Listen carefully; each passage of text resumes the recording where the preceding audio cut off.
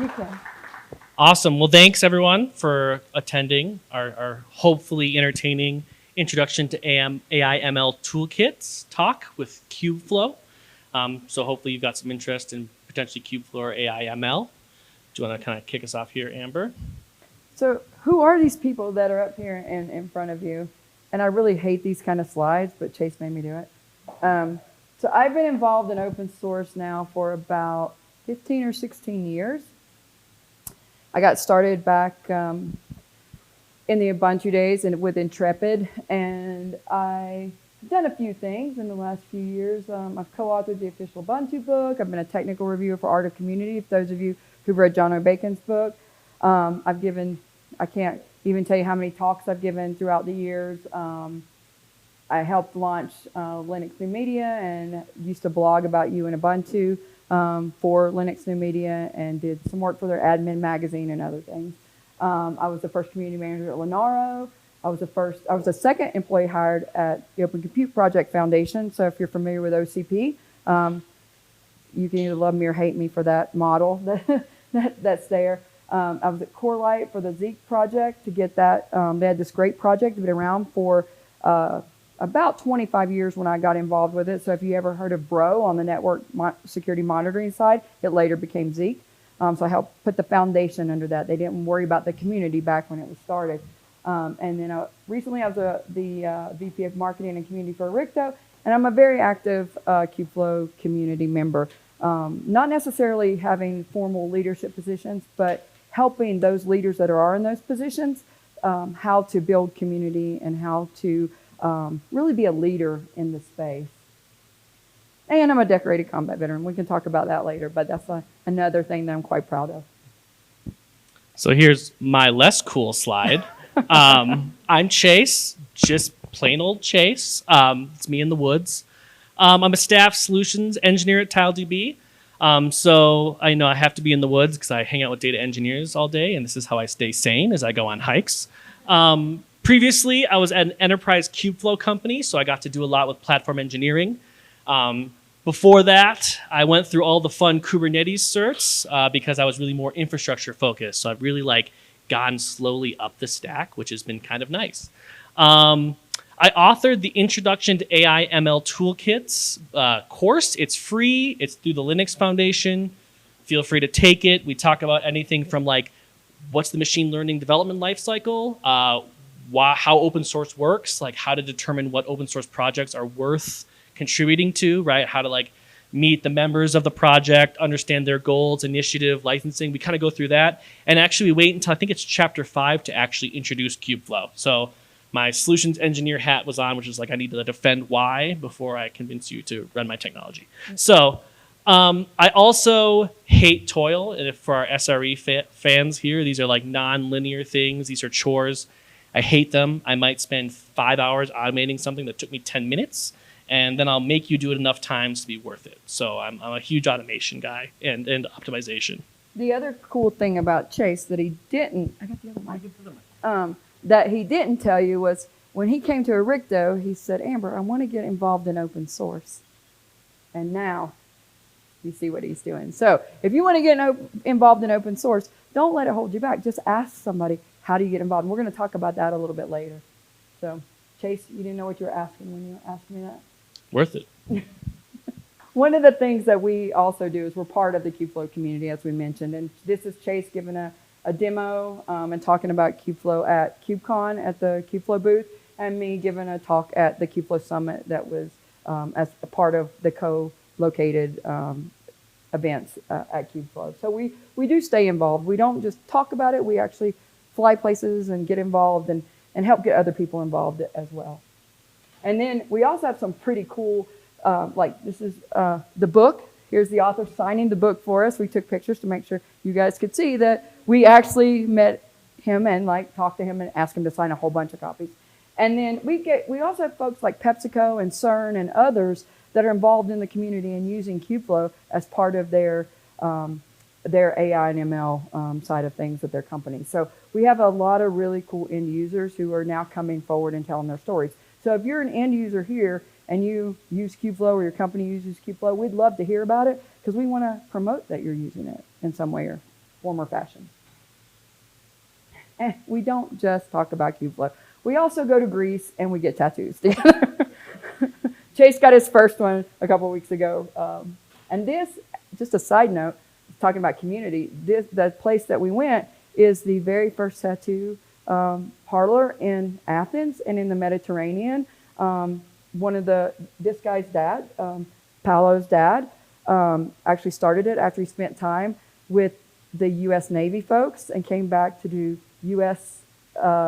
traditional U.S. tattoos in Greece. And now that is the oldest and cleanest tattoo place in Greece. So if you ever go to Greece, you can't go wrong going to Jimmy's. I did get a Kubernetes tattoo, which is like a super meta reference to Kubernetes, and we'll talk about it later, maybe afterwards.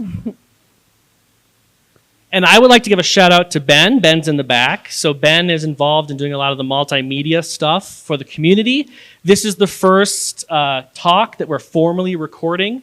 Listen, there's been a lot of amazing talks within this community, and I was really sad that I couldn't directly link to them because they weren't recorded. So if you're doing a talk in the community and you've got the appetite for people maybe being on a YouTube channel or whatever, approach Ben. Again, recording's not mandatory, but it'd be great if we could share your talks, because I know even when I said, hey, I had a great talk about cancer research, I saw a great talk about agriculture and ML, people are like, well, where's the link to it? And I'm like, So Ben will help you if you want to, and we can make sure we start sharing these talks, and we can kind of build more and more materials for the community. So we also shout out to you, Pete, for inviting us and staying in touch and making sure that we are part of this community. So thank you for you and Bianca for inviting us and making sure that we felt welcome and like family here with you all. So what's in this for you guys? What are our goals for today? So we wanted, why data makes everything harder, not just for data scientists. It makes it harder for those engineers, those architects, everybody involved. This is not an easy thing. And like I told others, nobody's born with this information. You have to learn it, whether you go to school to learn it or whether you learn it, OJT, you're on the job and you're having to learn it. No, again, just remind yourself, don't get frustrated with it. Nobody's born with it. And we should all bring each other along. As we learn something, we share something. We're going to discuss the ML toolkits. We're going to introduce you to the Kubeflow project, the purpose of it, the components. And we want to discuss what you can do. I want to invite you to get involved. Even if it's not with Kubeflow, we're going to go over a few other communities where you can get involved in as well. And we want to give you all some additional resources to help you on that journey. And swag. We don't have it with us, but if you fill out our survey and send us information, we will It'll take me send about you 3 t-shirts. weeks because that's on my shoulders. I just got to go pick it up. So just give me a few weeks to get it to you. But please fill out the survey. Great stickers. All right. So finally, let's talk about machine learning. So machine learning is everywhere. We've seen this in this community, right? We've had some great conversations around end user use cases for machine learning, which is phenomenal. What's the purpose of running machine learning models? Well, as much as engineers would say it's because I can make a really cool model, do really fast things with amazing code, that's not what's necessarily important. What's important is doing ML research. What's important is solving the food shortage issues or understanding genomics and agriculture. So really, machine learning is everywhere, and the reason machine learning is everywhere is data is everywhere. There's your slide. Data is everywhere, and we consume data constantly. If you think of your brain as a little machine learning model, you're absorbing all sorts of information. You're like, do I like this Chase guy? Do I trust him? Is he lying to me? You're looking at the person in front of him, like, who are they? What do I look like today? We're constantly taking in all this data and ingesting it, and now we're asking our systems, our computers, to ingest this data, processes it in a way that we can observe and understand. And that's leading to deployments no longer just being these simple applications. Now this is, I'm sure there's a lot of people part of ML teams that maybe don't agree with this. This is a very high level idea. Listen, we need clean data. We need clean data. The data engineer is clean. We need an application that can do something with said data. And then you need the new model, these models that are consuming the data and telling the application to do things. And this is no longer just a pattern the developer defined, where a developer says, you're going to click on some things, you're going to do some things, I'm going to present you a outcome, right? It's not as if-else statements, although sometimes they kind of are. But the point being is now we're actually doing predictions that our applications are responding to using new data they haven't seen before beyond just user interactions.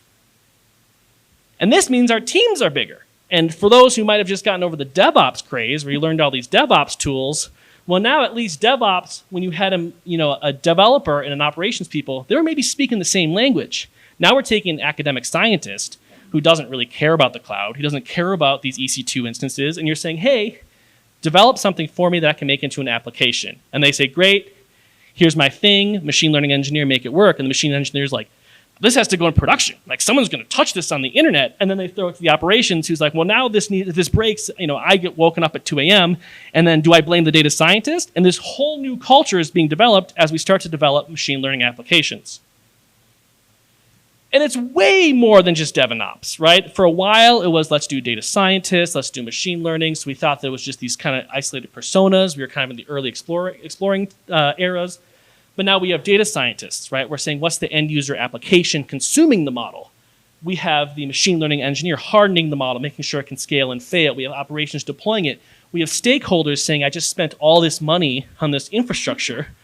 What's the outcome, right? Again, I'm a farmer. I'm a genomics person. Like, I just want to develop therapies, and it's expensive, right? Your mad science experiments cost me money. Well, now where's the outcome? Which means now everyone else is involved. And that leads to debates like this. I don't know if anyone's ever been in this debate. I once had a machine learning engineer almost in tears talk to me about this when they're looking at Kubeflow. This is something that happens. Sometimes you'll say, I'm going to throw my Jupyter notebook over the wall. Let's deploy it into production, and that doesn't always work. Now, this is also a crusade because there are data scientists that are running Jupyter notebooks in production, and it's great. But still, these debates are happening, right? And it's also, we can do this. This is the Kubeflow's kind of machine learning or model development lifecycle where you're preparing the data. You're doing all these different tasks with the end outcome of, again, developing those therapies, doing what you need to do with genomics, but all these different pieces together in these technical debates on how this should look and what it needs to look like for our business outcomes. Because, again, this is what we really want to do. This is the end goal. The end goal is not this. This is cool. This is great. Engineers love this. We want to do this. So if there's one thing you take away, we want to do this and make the rest easy. Yet the complexity of traditional applications, the things we thought were dead, did not go away. How does our application scale? How does it fail? What happens if a zone goes down? Like we've all seen these things in the news where a cloud goes down, a data center goes down. There might be someone in this room who was retiring a data center and I accidentally pulled a power cord and it may or may not have took down a small company's entire data center, right? These things happen. How do these align to our business goals? All of these things leading to who holds the pager, which is a very interesting conversation. If your model does something wrong, do you wake up your data scientist? Probably not, right? Science is slower, but the development operations pace might be wake up a developer, apply a fix, 5-minute dev cycles, Netflix, right? All these like fast fixes.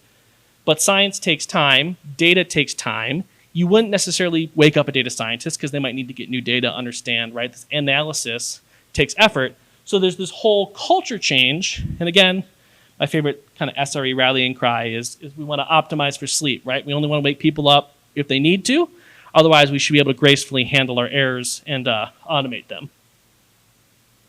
And because we've now introduced data, we've introduced new ways to test our applications. It's no longer enough to just say, here's my Docker container, run your application, it works. Let's move it into production, it works. Well, now you train a model, and I need to say, well, give me the data you used to train your model. Can I create the same model? Amazing. Can I now deploy this model in a different environment, run the same predictions that you saw, see similar results from that model? Phenomenal. Now, what happens when the end goal is for your model to see new data? And how can we trust the model that when it sees new data, it's going to make predictions that we accept, it makes predictions that we have accepted the risk on, it makes decisions that we can monitor, et cetera, et cetera. This is all creating new environments because, again, we're bringing along the data. It's not as easy to be kind of idempotent like it was before. And it's coming with a lot of choices. So this is what I was mentioning to some of you all earlier. It's not just Kubeflow that's in the CNCF. It's about 270 75 to 80 other projects. So maybe Kubeflow isn't the one that you want to get involved with, but you can go to the CNCF website and you can, because this page keeps going down, there's a lot more projects on here, and you can pick like which project that you want to be involved in and which ones are near and dear to you. And they're all open source. They all have the same, you should have the same things like a website. They should have Slack. They should have their GitHub. They should have a mailing list. So all of those things that, healthy projects have, you go there, you get involved. And I was telling folks earlier, you don't need permission to contribute to your own destiny. If you want to get involved in one of these projects, just go to the website, click on it, find out when their meetings are, find out where their Slack channel is, grab their documentation, and just jump in the water. Don't wade in, just jump full feet in. So you've got lots of choices in, near, and around the Kubernetes ecosystem.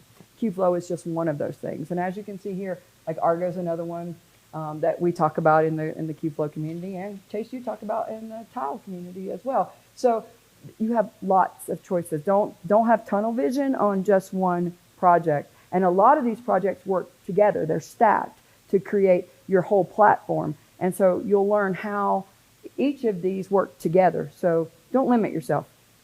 Test the water. Now the question is, right, is which communities do you contribute to, right? You have a lot of choices. What makes sense? When ultimately, these are the things you care about. You care about the wins. You care about the money. You care about different projects. Like those are the ultimate things that you care about. You may not care about what the mission is of some of these others, and they might not move the needle for you. So if your company is wanting to make sure that you sell your solution and you want to make sure if your solution is built on top of an open source project, your company may want to make sure those projects that are part of your ecosystem and your organization stay healthy. So where do you contribute and how do you contribute? It's not always code. I was telling somebody, I feel like we had won the by the techie for the techie argument years and years ago, but now it's kind of creeping back in because those of folks like me and others who used to talk about those things quit talking about them because we thought we'd fixed them.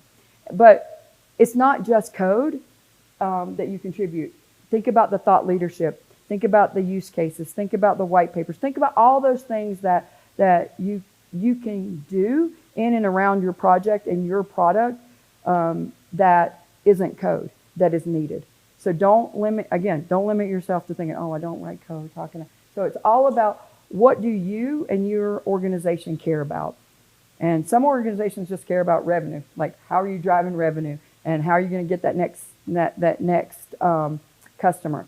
Others care about, like I said, the ecosystem that makes up the product that you're trying to sell. So just keep that in mind when you're thinking about where you want to contribute and what your goal is to that contribution. There you go. So this is why, based off all we just talked about, the rise of the ML toolkit. So as we said, there's a lot of choice. You want to just be doing pulling and fine-tuning Hugging Face models. You maybe want to be doing PyTorch clusters. You want to be using TensorFlow. Maybe everything beneath that, which could be something like a Kubeflow, should be abstracted away because you just want to use the tools that you're trained on, the tools that you want to use to get to value, to get to the money, to get to the win.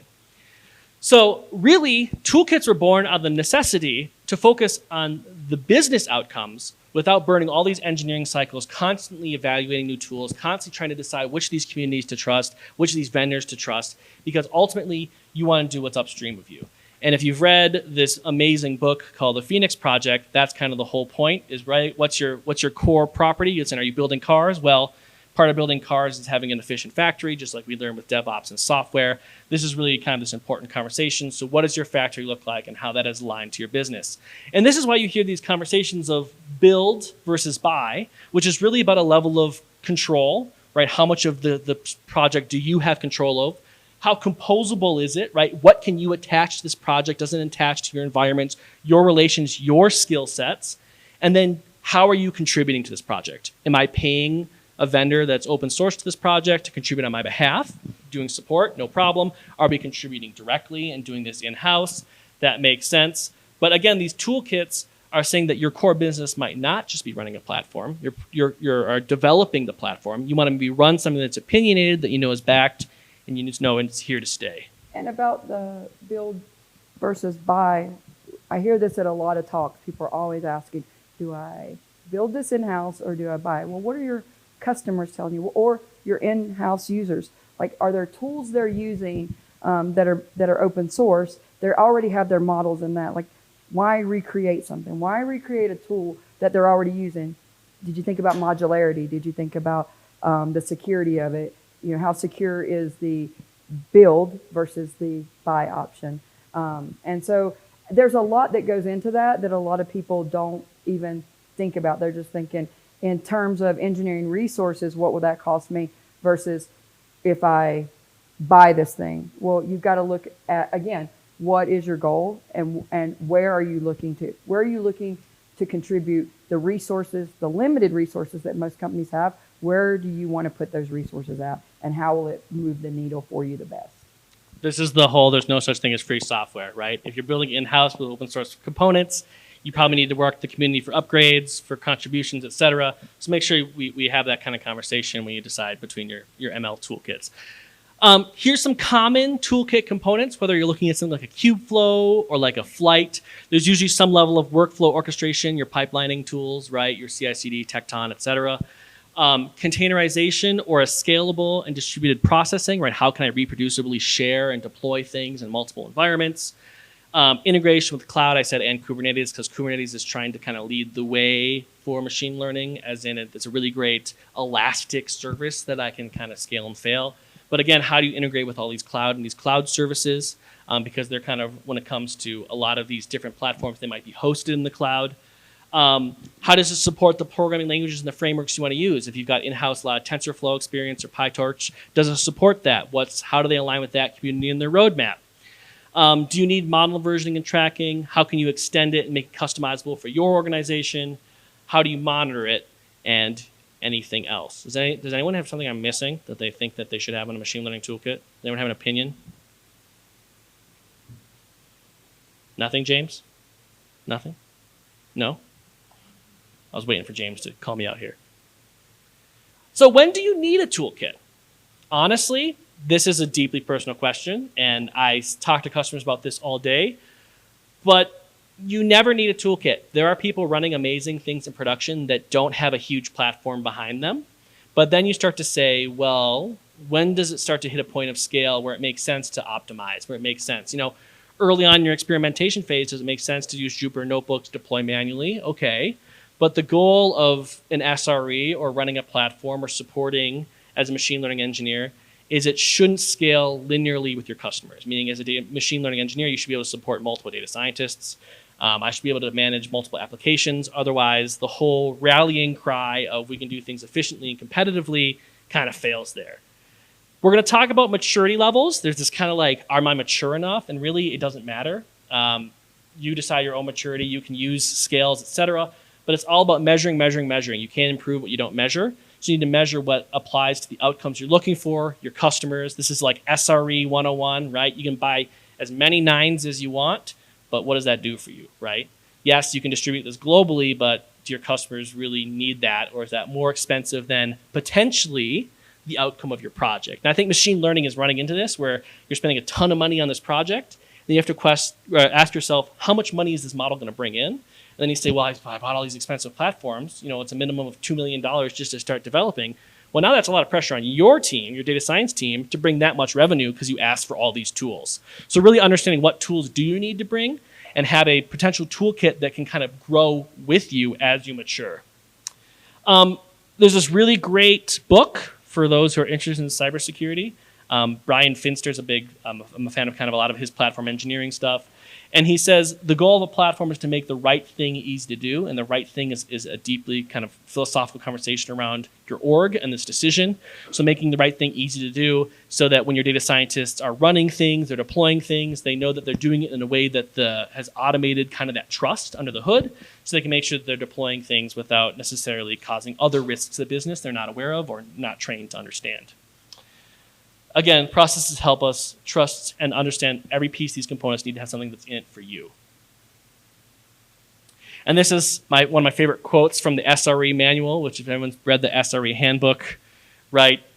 Touching systems and having to automate things all the time could be a bug. Humans have a lot of human errors. It's nice to be able to do things repeatably. Here's my kind of generic maturity enough slide. Google wrote a little paper on MLOps maturity. You can, if you wanted to, you can look at this slide and say, hey, where do I land? But again, these are just like, they're like Parlay in the pirate code. They're just like guidelines, which is a deep Pirates of the Caribbean reference. But again, this isn't super important. This is just kind of a generic where people see growth. I don't know if I've ever seen a level 4. Has anyone worked at a level 4 company? That's what I thought. This is a myth.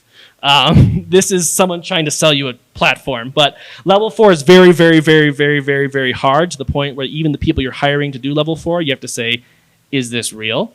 Or is this insanity? So how about we talk about Kubeflow a little bit?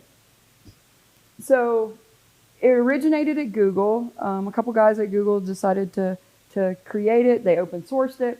And then they tried to build a community around it, and they ended up leaving Google. So the project was kind of just out there for a little while. The community was trying to make it work. And now we ended up having Google donate it to the CNCF a year and a half ago or so at one of the Kubeflow summits. And then what we do is we bring the DevOps concepts, composability, portability, scalability to machine learning. And so one of the great things about Kubeflow and in this space is it is one of the few native to Kubernetes tools that are in the ecosystem. There's a lot of folks that try to do it, but they're not native to the Kubernetes landscape. Kubeflow is. And I just want to point out the rise of the MLOps engineer came from, as you started to get these tools more in different hands, you realize the DevOps tools of deploying the application are important for kind of the core platform, but then you need a different persona who understands these algorithms, these applications that are data science focused, how they scale, how you harden them, how that platform works. So this is the MLE or MLOps engineer that was kind of born out of this for this different skill set. And one of the things that we hear a lot, and Chase has heard it a lot, and so have I, when people come into the community, we want to bring more data scientists in, and data scientists tell us, but we don't want to write code. Okay. Help us understand what you're doing so we can help optimize this project for your use. And then we hear that a lot. And then we hear other folks that say, well, I was an engineer, but now I'm a data scientist. So they can understand it. But a lot of people don't cross both of those lanes. A lot of people do, because that's what they want to do. But new data scientists, I was at an event last year, and it was, about 200 brand new, freshly minted data scientists who said, we don't know anything about this. We don't even know about open source, and we don't want to write code. So it was a really interesting discussion with them. And so we want to hear that feedback so we can help make Kubeflow even better for all end users, not just engineers. So data scientists adopt your MLE, and MLE adopt a data scientist, work together. And if you're looking for an opportunity, the community is really a great way to do that, where you can start to talk to MLEs and have kind of casual conversations around what you're looking for in your day-to-day jobs. So, Kubeflow's ecosystem, as you can see here, is multiple layers. And that's why we tell people, Kubeflow in itself, none of those 280 something projects at the CNCF, none of them are easy. Kubeflow falls right in line with that. None of them are easy. And so Kubeflow's ecosystem really provides like a flexible and really powerful platform for managing the entire machine learning lifecycle on Kubernetes. And so with all of these, you can leverage all the capabilities for every one of these systems and really tweak it to your needs and how you want to efficiently use this. And it's a really comprehensive approach, so it's not just one piece of it. Even though the components, like if you look at the Kubeflow components, each one kind of stands on their own, but they're meant to be together. You know, some people only use pipelines. Other people use notebooks. The training operator kind of stands on its own. But Kserve actually doesn't belong to the Kubeflow project anymore. Kserve actually belongs to the Linux Foundation, their AI group. And so we collaborate together to make it a key component of Kubeflow. So there's, again, each one of those, if you don't want to get involved in one of those other projects that were on the slide there, each one of those Kubeflow components, to include the add-ons and the integrations, you can get involved in each of those communities if you want to, or those working groups. And so it doesn't matter whether you're in the core component or you're adjacent to it, there's a place for you. So if you use any of those tools or any of those add-ons or those integrations, we want you to be part of it. We want you to give feedback, because the more feedback that we get from you who are using those tools, the better we can make the integrations into Kubeflow. We want to know if it's hard. We want to know the good about it, the bad about it, and even the challenging. And so that, because if we don't know, we can't address it. So don't be afraid. If you're using any of those and you run in, if you really like something, don't be afraid to tell that community what you like. Likewise, if there's something that's hard, or you just can't figure it out, or the documentation, somebody left out a whole entire step that I test like a lot of instructions on things, and I'm like, it's not working for me. Don't be afraid to tell them this doesn't work, and they go, well, it should, and then they walk through it with you and realize they left out a whole section of instructions because they knew what it was supposed to do, but you don't. So, you can see that it's not just a simple Kubeflow thing. It's made up of many, many layers in this ecosystem. Let's do like a fun birds of a feather question. Raise your hand if you care about this layer here. Okay, we got an infrastructure guy. Okay, a few. What about this layer? Who cares about all this stuff? Components, pipelines. Okay, look around. These are people to mingle with. Yeah. Who cares about this layer? Okay, I thought there'd be more for this layer. What about over here? Does anyone really care about Jupyter Lab? Cool. Yeah. My argument here is that a lot of these layers, they're in service of each other. So no matter what layer you're on, you could definitely contribute in the community. Really want to, if you're trying to do Optuna for hyperparameter tuning, you're trying to do TensorFlow, the Kubeflow is trying to make your life easier. So that's the feedback. If you're running Kubernetes, you want the infrastructure to be easy and orchestrated. You want to be able to use GPUs, et cetera. And again, if you're using Feast, we want to make sure that that's a core experience. So regardless of where your skill set is, again, you take what you need, build what you want, and make sure that we want to give that feedback in the community, because we want this all to be comprehensive. And the other thing about this is, if you're using any of these tools in your enterprise level solution, and you're not involved in those upstream communities, when you run into a problem that you can't fix, and you need upstream's help, and you fill out you do a PR, and you open an issue in GitHub for them, they don't know who you are. So how many of you guys answer an unknown phone call? Or do you let it go to voicemail and see who it is? Who answers it? You answer it? Wow. What? You are brave. But the rest of you just let it go to voicemail and then you see who it is, right? Well, a lot of times when people open issues, or they open a pull request and they are wanting help with something, they don't know who you are. You haven't contributed. You don't have merit in those communities. So you really want to get involved, because you don't know when your engineers are going to need upstream help, or you're going to need a feature implemented, or you're going to need a fix. And how soon that fix gets implemented is based on your level and your leadership and merit inside of those communities. They'll eventually get to it, but if they know you, they're going to pick up the phone just like you will. If you know somebody, you're going to pick up the phone sooner than not. So think about that if your solution is based on any of those components and you're not involved in the upstream community. And we'll rip through these slides because we're getting low on time. Oh, but sorry. Again, Kubeflow touches, again, more than just one side of the problem, right? And that's the goal here. Whether it be CI/CD and delivery, distributed training, I put some boxes around. This is the cloud native AI landscape. We work with these communities. We touch these components. We have the expertise in-house. And that's Kubeflow's technical advantage, is we interface with a lot of these communities. We're using these enterprise non-negotiables such as security, it's community-driven, et cetera. Again, it's neutral and CNCF donated. And we're leveraging a lot of these Kubernetes patterns. So when you're selling Kubernetes or talking about Kubernetes, it's like, well, what does Kubernetes do for you? Well, we want to hide Kubernetes. It's the engine, not the car. So you can do cool things like this, which is a way, and again, we can do a deeper talk on this, but this is a way just to take some YAML and do PyTorch, TensorFlow, MPI, whatever you want.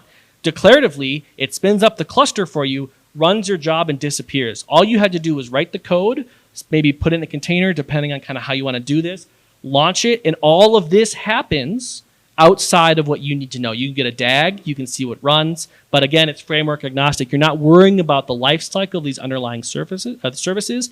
we've used this Kubernetes operator pattern to help abstract that away for you. So when you think about not just the technical advantage, but everything else that you get, it thrives on Kubeflow thrives on the community-driven technical expertise and the collaborative culture between the technical folks and the folks that may not. So I say in this format, technical just doesn't mean code.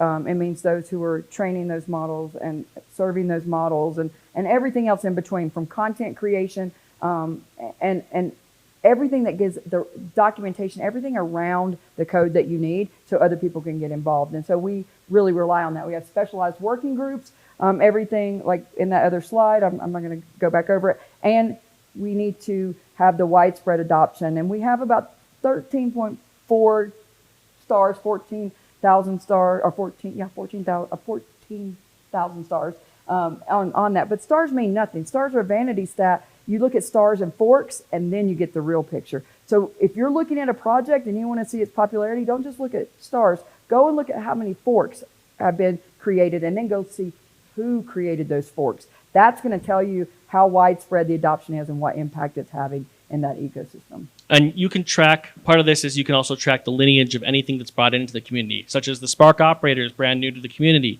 You can see kind of the whole genesis of that. Why was it brought into the community? Why is it being chosen to be integrated with the community? The model registry. So you can understand that this isn't just a one-off decision. This isn't just one vendor. These are companies that are consuming, such as we showed Pepsi, CERN, that are consuming this platform that have an opinion on what does make sense. So you're not just picking everything you want from that CNCF landscape. Again, it's opinionated. We're making sure it's filling one problem. You're not trying to do duplicate services, et cetera.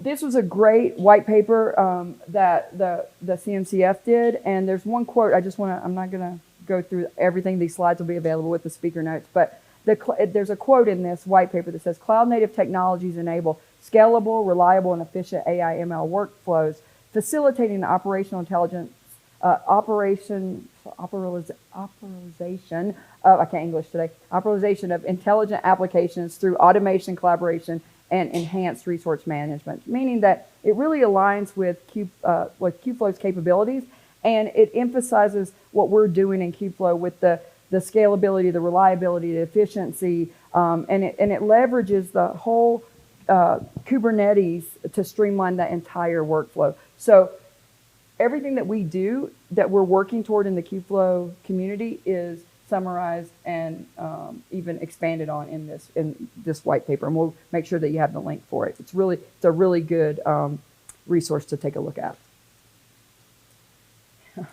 And it's like, what's the new tool of the day? Here we go again. It's almost like Groundhog Day in this ecosystem sometimes, because you start a job, somebody brings in a new tool, you got to learn that tool, you got to figure it out. Where do you contribute? How do you Chase and I were joking about it's just another op. It's just something else you have to learn. This landscape is not always easy, but we're striving to make it easier. And then, go ahead, Jason. This is yours. So this is kind of the TLDR of all of this, right? Is the goal behind Kubeflow and participating in Kubeflow and being part of the Kubeflow is that this is an insane industry. You are all crazy people for being here. Thank you for coming here. You're insane. You're crazy. Like when you talk to your friends about what you do, they're like, wait, what? You're like, everything I do today might be obsolete. The technology I'm doing, somebody could write a blog post called DevOps is Dead, and then people are like, you're a DevOps engineer? And you're like, no, I'm an MLOps engineer. It's amazing. So we understand that this is volcanic, and the goal of this community and this ecosystem and that white paper and what all these foundations are doing is they're trying to cool down this volcanic. We're trying to give you the options. We're trying to give you the projects where there's maintainers that care about it. There's companies that are investing in them. They're part of a neutral foundation. People are working together and collaborating, and it's stable, right? So that you have this system that you know is going to be there. You know where the decisions came from, and it's something that you could voice an opinion in.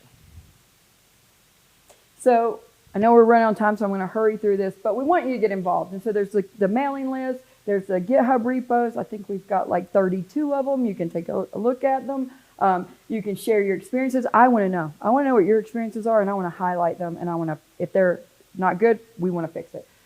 You can help with documentation. You can help with content creation. We're going to be starting I guess I have to do that, an outreach working group pretty soon, so you can get involved in that, which isn't going to be around the code part of it. This is going to be about all the other, think about your marketing things that you do to market those products that you have in your company. We're going to have to do that on the Kubeflow side. So we want you to help with that. We'd love to hear from you and help us with that.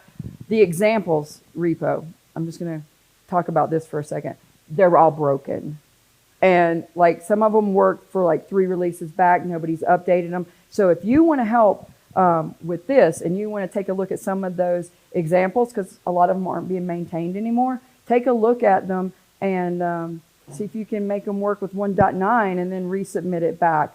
We need more examples to help people really learn Kubeflow, and this is just one way. So if you like tweaking those and updating various examples, then we want you to do that. And you know, this also really helps shape the landscape going forward. So you get to be part of helping really define and shape this ever-shifting sand of a landscape. You know, Chase calls it volcanic. I call it like shifting sands. There's waves of these tools that come up, and it kind of erodes away, but we don't want that erosion to happen. And if you help us and you're part of it, it's not only helping us, it's also helping you achieve the goals that you want to achieve. So it's very circular, and it's very collaborative, and we really want you to be part of that. You could also contribute new examples if you want to do some sweet Kaggle competitions with Kubeflow and do some distributed trainings, or just want to do whatever. That'd be amazing. You know, MPI operator, there's a lot of libraries. QBreak, Spark operator that we'd love to have. The LLM operator we just released the training. So if you've got use cases and you're tinkering around, you're like, this is pretty cool, we would love if you contributed those back. So how can you help us help you? Well, again, we just gave you a lot of different examples, but again, you decide. Examples, code, feedback. If you just need someone in the community that'll help you, you have me, contact Amber.